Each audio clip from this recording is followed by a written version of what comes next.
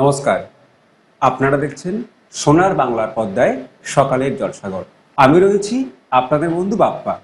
আমরা পেয়ে গেছি দুজন শিল্পী বন্ধুকে। কি নাম তোমার? দিয়া সানা। দিয়া, কোথা থেকে আসছো? আমি আসছি হাওড়ার উলুবেড়িয়া থেকে। কোন ক্লাসে পড়ো? আমি ক্লাস 11-এ উঠেছি এবছর। আমরা পেয়ে গেছি আরো এক শিল্পীকে। কি নাম তোমার? অর্পিতা মাঝি। তুমি কোন ক্লাসে পড়ো? আমি ক্লাস 11-এ উঠেছি। কোথা থেকে আসছো? আমি আসছি হাওড়া চেঙ্গাইল থেকে। আমরা দুজন শিল্পী বন্ধুর গান এবং নৃত্য পরিবেশনা দেখে নেব। আমি তো তোমার চিরদিনই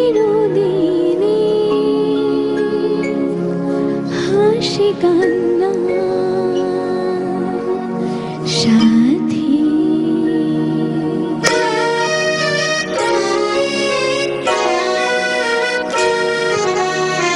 আমি তো তোমার চিরদিনই হাসি কান্না সাথী।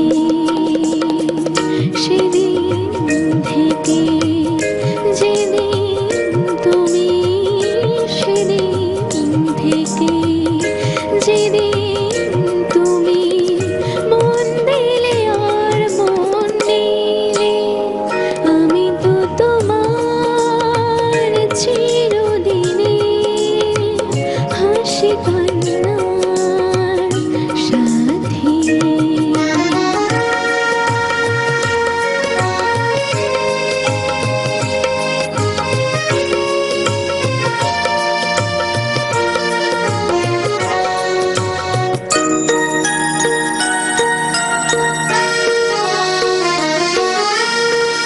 দু চোখে আমার অশ্রু তোমার, আমার যত সুখ সবে তো তোমার। জীবনে তোমার হাসিটুকু রেখে কান্না যা কিছু ছিল সবই তো নিলাম। সেদিন থেকে যেদিন তুমি, সেদিন থেকে যেদিন তুমি মন দিলে আর মন নিলে, আমি তো তোমার চিরদিনই হাসি কান্নার সাথী।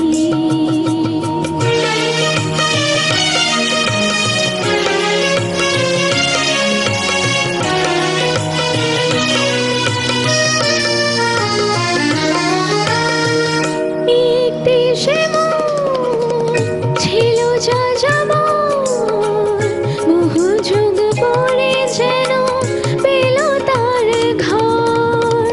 পথ ভুলে সে পথ পেল যে, যে পথে লুকানো ছিল সুখের সাগর। সেদিন থেকে যেদিন তুমি, সেদিন থেকে যেদিন তুমি মন দিলে আর মন নিলে, আমি তো তোমার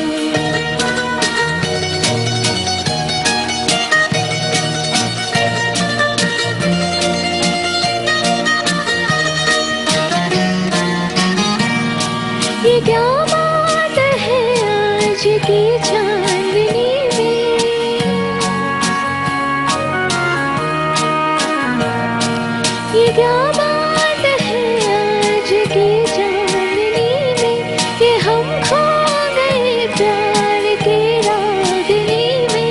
ये बाहों में बाहें, ये बहती निगाहें, लो आने लगा जिंदगी का मजा।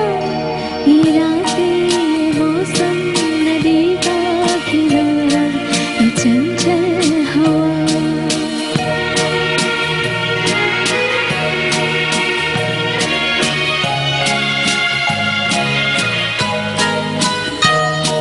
सितारों के महफिल में करके इशारा,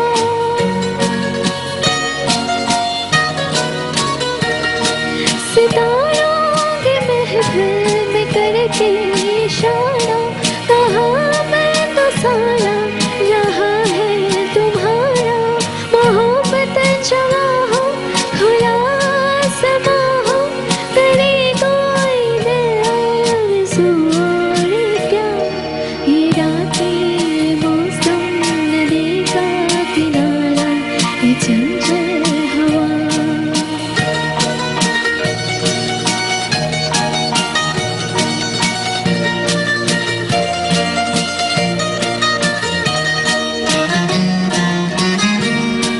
कसम है तुम्हें तुम अगर मुझसे रूठे,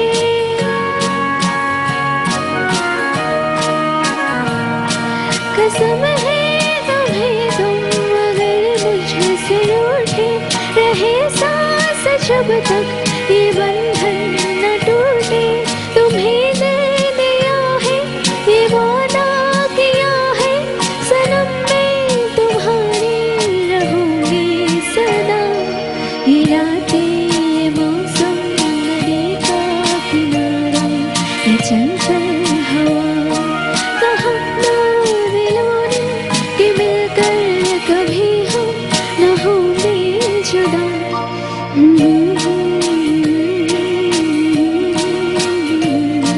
ये चंचल हवा।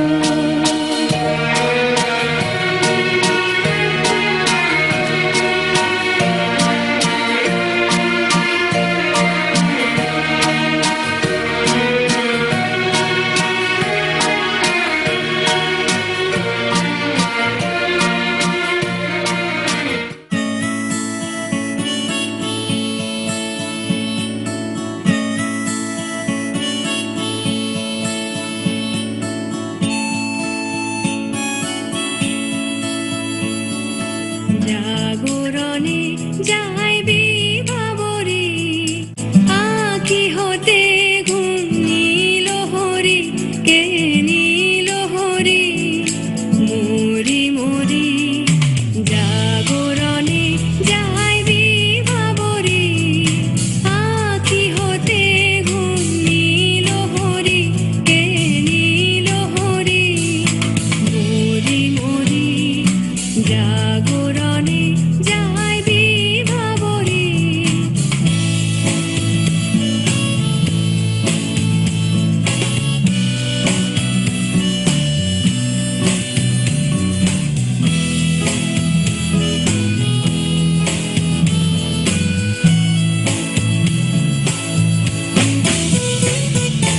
যারো লাগে ফিরি একা একা, আঁখি পিপাসিত নাহি দেখা। যারো লাগে ফিরি একা একা, আঁখি পিপাসিত নাহি দেখা। তারি বাঁশি ওগো তারি বাঁশি, তারি বাঁশি বাজে হিয়া ভরি মরি মরি। জাগরণে যাইবি ভাবরে। আমরা গান এবং নৃত্য পরিবেশনা দেখলাম, ভীষণ ভালো লাগলো। তোমাদের কেমন লাগলো? আমাদেরও খুব ভালো লেগেছে। তোমার? খুবই ভালো লেগেছে। তোমাদের জন্য অনেক অনেক শুভেচ্ছা আর শুভকামনা আমাদের সকালের জলসাঘরের পক্ষ থেকে। আমরা এই মুহূর্তে পেয়ে গেছি একজন শিল্পী বন্ধুকে। নমস্কার দাদা। নমস্কার। নমস্কার। আপনার নাম? আমার নাম শ্রী প্রিয়াংশু বিশ্বাস। কোথা থেকে আসছেন? গড়িয়া স্টেশন থেকে আসছি। আপনি কি করেন? আমি একজন স্কুল শিক্ষক। আজকের এই অনুষ্ঠানে প্রথমবার আসা, তাই তো, এই চ্যানেলে প্রথমবার আসা। আর এই প্রথমবার আসা এই অনুষ্ঠানে কি শোনাতে আমাদেরকে? আমি একটি মজার কবিতাই শোনাবো আপনাদেরকে। কি কবিতার নাম আছে? এর পিছনে একটা ছোট্ট ইতিহাস আছে। আচ্ছা। কবিতাটার নাম হরধনু ভঙ্গ। আপনারা ছোটবেলায় শুনেছেন, আমিও শুনেছি যে হরধনু ভঙ্গ মানে শিবের ধনু ভাঙা নিয়ে অনেক একটা মজার ঘটনা ঘটেছিল। সেই ঘটনাটাকে একটা আমি কবিতার আকারে ধরেছেন দিয়েছি। তো এইটা একটু বলার আগে আমি একটা ছোট্ট কথা বলি যাতে খুব ভালো লাগে। যদি কখনো, আচ্ছা, আমাকে একজন জিজ্ঞেস করেছিলেন ভগবান মানে কি। তো খুব কঠিন প্রশ্ন, খুব কঠিন প্রশ্ন। তো আমি বলেছিলাম, যা বলে যে যার কাছে অনেক কিছু আশীর্বাদ পাওয়া যায়, অনেক কিছু পাওয়া যায়। তো আমার বাবা একটা কথা বলেছিলেন যে না, ভগবান কথাটার মানে উনি খুব সুন্দরভাবে আমাকে বুঝিয়ে দিয়েছিলেন। উনি বলেছিলেন যে দেখ, ভগবান বানানটা হচ্ছে ভ গ ব আ ন। ভ থেকে ভূমি, গ থেকে গগন, ব থেকে বায়ু, আ থেকে আগুন এবং ন থেকে নীর বা জল। এই পাঁচটা তত্ত্ব আমাদেরকে শেখায় যে ভূমি মানে পৃথিবী, পৃথিবীর মতো সহ্যশীল হও। চট করে তুমি রেগে যেও না, চট করে এমন ডিসিশন নিও না যেটা তোমার জীবনে বিপর্যয় আনতে পারে। সহ্য করতে শেখো, অসহিষ্ণু হয়েও না। সবাই সমান, সবার মধ্যে ভালো জিনিস আছে, তাদেরকে তুমি সহ্য করতে শেখো। গগন, আকাশের মতো উদার হও, সবাইকে আশ্রয় দিতে শেখো, সবাইকে বুঝতে শেখো। বায়ু যে অন্যকে জীবন দান করে, ঠিক সেরকম অনুপ্রাণিত করো, তাকে মোটিভেট করো, তার পাশে দাঁড়াও, তাকে জীবন দাও। বায়ু তো জীবন দেয়, নিঃশ্বাসের মাধ্যমেই সেই এগিয়ে যাওয়া। এবং আগুন অর্থাৎ যে আগুনে তুমি ভয়, হিংসা, যন্ত্রণা সবকিছুকে পুড়িয়ে তুমি সাধারণ মানুষ হতে পারবে। আর নীর মানে জল একদিকে যেমন জীবন, ঠিক যেদিকে যায় সেই পাত্রের আকার ধারণ করে। অর্থাৎ তুমি যে জায়গায় যাবে তুমি তাদের মতো হয়ে যাও, তাদের মতো করে মেশো, তোমার মধ্যে যেন অহমিকা না থাকে। তো ভগবান মানে আমার ওই মূর্তি পূজা এসবের ব্যাপার কিছু নয়। তা ওই ধর্ম বা এইসবগুলো নিয়ে কখনো যদি কোনো ছোঁয়া থাকে, সেগুলো একটু বৃহৎ আকারে ভাবাটাই আমার মনে অনেক ভালো। তো সেই ক্ষেত্রে আমি একটু হরধনু ভঙ্গ কবিতাটা আপনাদের একটু শোনাই। যদি আপনাদের ভালো লাগে তাহলে আমি খুবই আনন্দিত হব। যদি আমি বড় বাচিক শিল্পী নই, যদি কোনো ভুল ত্রুটি হয় আপনারা ক্ষমা করে দেবেন। হরধনু ভঙ্গ লিখেছি আমি, প্রিয়াংশু বিশ্বাস। স্কুল পরিদর্শক এক রোমহর্ষক প্রশ্নটা ছুড়ে দেন ছাত্রকে ফাইবে। বুক তার কাঁপেনি, যদিও সে ভাবেনি হুট করে কেউ এসে উত্তর চাইবে। সেই পরিদর্শক কেসে বলে খক খক, বলতো হরধনু ভেঙেছিল কে? সতু বলে, জানিনি, আমি স্যার ভাঙিনি, মনে হয় ভেঙেছিল ওই টিলুদে। টিলু বলে, মিছে কথা, আমার তো পিছে ব্যথা, একভাবে বসে আছি, পারি না কো নড়তে। আমি কিছু ভাঙি না, অত শত জানি না, আমি শুধু স্কুলে আসি পড়াশোনা করতে। সবাইকে এড়িয়ে ক্লাস থেকে বেরিয়ে ক্লাস টিচারের রুমে ঢোকে ইন্সপেক্টর। ধমকান সেখানে, কি পড়ান এখানে, ছাত্ররা পারছে না সামান্য উত্তর। স্যার বলে, সতু তিলে একেবারে ভালো ছেলে, ওরা কোনো এইসব ভাঙচুর করে না। তবে স্যার কেষ্ট বজ্জাত তুষ্ট, ও ছাড়া এই কাজ আর কেউ পারে না। হাত দিয়ে মাথাতে, ঘটনার ব্যথাতে স্কুল পরিদর্শক একেবারে চমকান। কথা না বাড়িয়ে আর না দাঁড়িয়ে চারিদিকে চেয়ে চেয়ে মাঝে মাঝে থমকান। ওই পাশে রাস্তার বসেন হেডমাস্টার। রুমে তার গিয়ে তিনি বিস্তারে জানালেন, আক্ষেপ মিশিয়ে মন গেছে বিষিয়ে, কেন সেটা তাকে তিনি ভালো করে শোনালেন। তারপরে ধরলেন, জিজ্ঞাসা করলেন, এখানে কি সত্যি পড়াশোনা হয় না? না হয় ছাত্র জানলো না উত্তর, টিচারের দশা তবু মেনে নেওয়া যায় না। বলেন হেডমাস্টার, বলি কি দেখুন স্যার, ওই ক্লাস টিচারের কথা কানে শুনে যান। অনেকটা দিন ধরে মাস্টারি করে করে তিনি প্রতি ছাত্রকে ভালো মতো চিনে যান। মেনে নিতে নেই ক্ষতি, বলেই থাকেন যদি কেসটা ভেঙেছে তবে কেসটাই ভেঙেছে। বলে পরিদর্শক, মানা যায় কাহাতক, স্কুলের এই মানখানা কোনখানে নেমেছে। এরপরে কি হবে, উঠে যান নীরবে, আর কথা না বাড়িয়ে গাড়ি যান ধরতে। ঘিরে ধরে কষ্টরা, ভেবে ভেবে পথ ছাড়া, চিঠি তিনি লিখলেন স্কুল শিক্ষা বোর্ডে। দরকার বিচারি, যে স্কুলের টিচারই হরধনুকে ভেঙেছে সেটা কেউ জানে না, সেই স্কুল রাখবার নেই কোনো দরকার। যে স্কুল সমাজেতে আলো বয়ে আনে না, সেই চিঠিখানা দেখে শিক্ষার বোর্ড থেকে কিছুদিন পরে দিল বা জবাবটা চুটিয়ে, বাচ্চারা ধরবেই, ভাঙাভাঙি করবেই, তাতে নেই দরকার স্কুলটাকে উঠিয়ে। আমরা ভালো বুঝি বিরেদির স্ট্র্যাটেজি একেবারে প্রি প্ল্যান্ড, পুরো চক্রান্ত। রাজ্যেতে বলে বলে আগুন উঠতো জ্বলে, পাবলিক সেটা যদি একবার জানতো। ওদের কথায় কান দেবেন না সম্মান, ওরা তো মোটেই যে ভদ্র লোক না। চাইলে উন্নয়ন দিচ্ছি অনুমোদন, আরেকটা হরদনু দ্রুত কেনা হোক না। সাদামন ভীরুতায় একেবারে নিরুপায়, উপায় না দেখে আর ঠিক সেই বছরে বিষয়টি তারপর স্কুল ইন্সপেক্টর শিক্ষার মন্ত্রীর আনলেন নজরে। উনি বলে, সত্যি স্কুলের সম্পত্তি ভাঙবার কেসটা ভালোভাবে ধরছেন? বুঝি না কো মাইরি, থানায় কি ডায়েরি করেছেন নাকি শুধু হইচই করছেন? স্কুল ইন্সপেক্টরে আমতা আমতা করে ঘাড় নেড়ে জানালেন, ডায়েরি করেননি। এত হবে পেঁচানো, কেস খুব কেঁচানো, আগে তিনি গুনতিতে সত্যি ধরেননি। মন্ত্রী বলেন রাগে, ডায়েরি করুন আগে, ডায়েরির কপিখানা এনে দিন ৭০। মুখ্যমন্ত্রী ভাই, আপনার জানা নাই ছোটখাটো ইস্যু নিয়ে কত তিনি কট্টর। কপিখানা পেলে হাতে আজকেই মাঝরাতে তার সাথে কথা আমি নিয়ে গিয়ে বলছি, না পেলে তবে খুব কংক্রিট কোনো প্রুফ, অপমান হব না, নাক কান মলছি। মুখ্যমন্ত্রী শুনে বললে প্রমাদ গুণে, ভেঙেছে, করেছে বেশ, কাজ ওরা মস্ত, কেন স্কুলে রাখে যত এই হরধনু মতো সাম্প্রদায়িক সে জঘন্য অস্ত্র? ভালোবাসি শিবকে, সেই মহাদেবকে, ভক্তিতে পুজো করে যাকে সারা দেশটা, এ বিরাট ভুল তো, হাজারো স্কুল তো, তার ধনু রাখা মানে দাঙ্গার চেষ্টা। মুখ্যমন্ত্রী তবে অর্ডার দিলেন সবে, হরধনু যে ভেঙেছে খোঁজা তাকে দরকার, সে হবে হকদার, বিশেষ পুরস্কার, লোভনীয় চাকরি দেবে তাকে সরকার। নমস্কার। খুব মজার একটা কবিতা উনি শোনালেন, ভীষণ ভালো লাগলো ওনার কণ্ঠে এই কবিতা শুনে। আমরা ওনার কণ্ঠে এবং ওনার লেখা একটা কবিতা শুনলাম, ভীষণ ভালো লাগলো।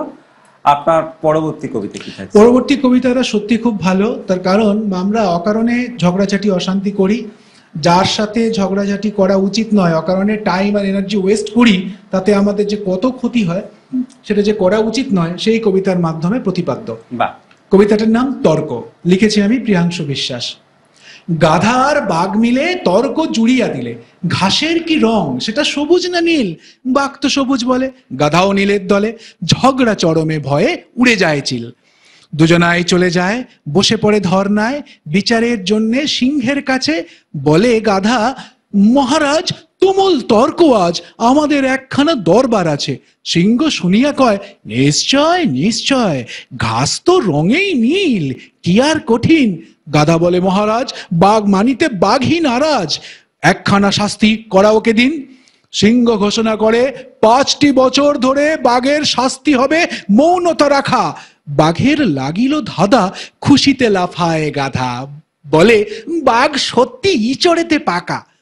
বাঘ মানে শাস্তি, তবু অস্বস্তি, সিংহকে জিগালো, দিন প্রভু ক্লুজ, আপনি আমায় হেন শাস্তি দিলেন কেন, যখন ঘাসের রং সত্যি সবুজ?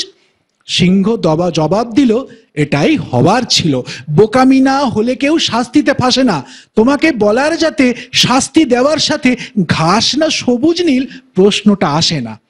শাস্তি দিয়েছি অথ কারণ তোমার মতো সুতেজি সাহসী সেরা বুদ্ধিতে প্রাণী একটা গাধার সাথে তর্ক করিয়া তাতে সময় নষ্ট করে করো মানহানি। মূর্খের সাথে কবু তর্কে যায় না তবু, সে কথা বোঝাবো বলো কিভাবে তোমায়? ধৈর্য না ধারণে যত বাজে কারণে করেছে আমার যত নষ্ট সময়। নমস্কার। আমরা আরো শুনলাম, ভীষণ ভালো লাগলো। আপনার কেমন লাগলো এখানে এসে? খুবই ভালো লেগেছে, একটা হোমলি অ্যাটমসফিয়ার, সবাই খুব সৌজন্যমূলক ব্যবহার, খুব আন্তরিক একটা জায়গা। আমিও চাইছি যে শিল্পী বন্ধুরা যারা এখানে এসে খুব সুন্দর জায়গা পান, এই চ্যানেলের আরো বর্ধিষ্ণু জায়গা পৌঁছে যাক, এই আন্তরিক প্রার্থনা আমার রইল। এবং আপনার জন্য অনেক অনেক শুভেচ্ছা। আজকের অনুষ্ঠান এই পর্যন্ত। নমস্কার। আপনারা আবার দেখতে পাবেন সকালের জলসাঘর অন্য কোনো দিন।